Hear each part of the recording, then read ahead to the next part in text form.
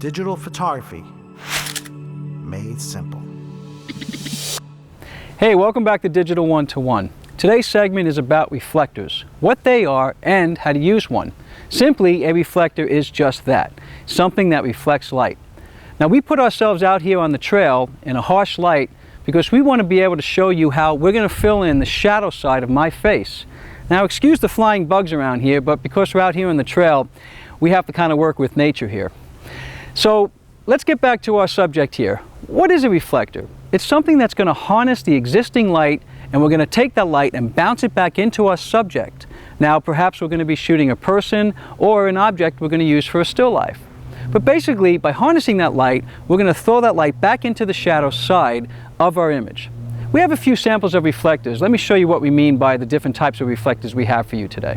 Now, I have three different types of reflectors here to show you. One is an obvious giant piece of white foam core. Foam core is something that you can buy in any art supply store and pretty much get many different sizes and different thicknesses. Usually I prefer to carry a 1/16 size with me, and I can cut it down to whatever is best to travel with or throw in the back of my car. Another type of reflector is I found this great little trick using auto shades from my auto supply store. And here in sunny California, a lot of people like to throw these in their dashboards to keep the dashboard from getting a little too much sun-baked. It also makes a great reflector. Now, using the same spring type technology, which I think they took from the real pro reflectors here, this is more of what you'll find in a camera retail shop that most people will buy a professional camera from, or even somebody like, you know, picking up a prosumer camera. These giant flex fills, as they're called, and they're pretty big. They come with all different sides. You can get one with a white side, one with a silver side. Some even come with gold. Some even have black and white. And the black you'd use basically to block the sun out. But reflectors are great for softening the light too. Remember that. So, one of the things we really want to express to you is using these are not difficult, but being able to see when to use one, now that's the trick.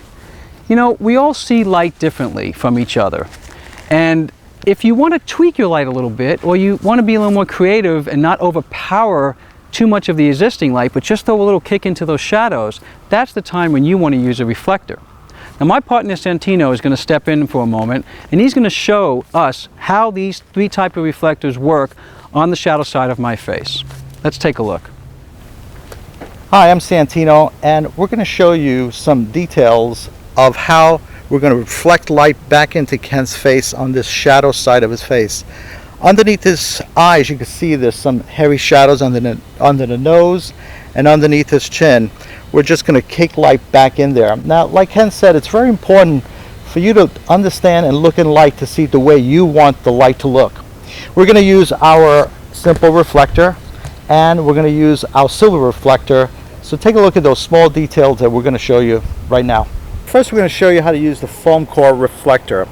As you can see in Ken's face, the shadow area of his face, it's pretty heavy and deep shadow.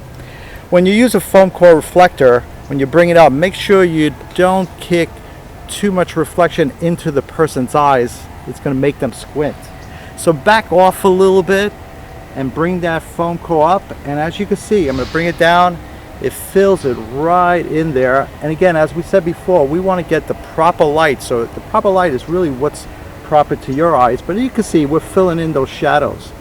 Now I'm going to use the silver reflector.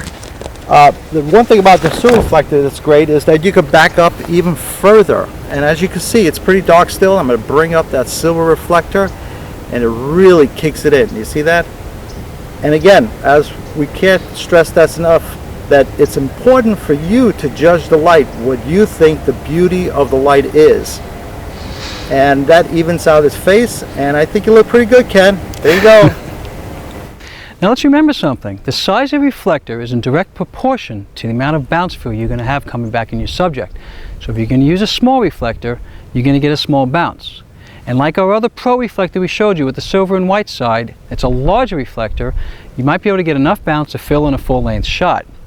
Again, remember too, like Santino said earlier, the closer you come in, the harder the light's going to be, and the further you move back, the softer you're going to have a nice reflected light coming in.